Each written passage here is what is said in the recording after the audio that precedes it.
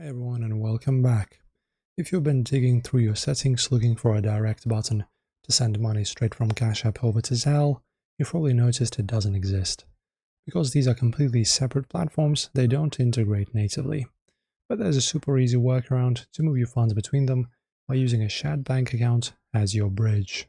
So the first thing you need is to move your money out of your Cash App digital wallet and into your traditional checking accounts.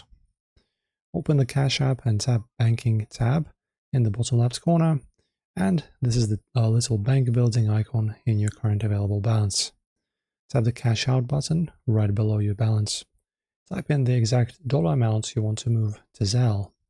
You'll be given two speed options: Instant, which moves the funds immediately; Standard, which is completely free and takes about 1 to 3 business days to clear. Choose your preferred and confirm the transfer with your PIN. And once those funds officially clear and hit your checking account balance, you're ready to send them out using Zelle. You don't even need a separate app for this. Just open your standard mobile banking app like Chase, Bank of America, or Wells Fargo and log in.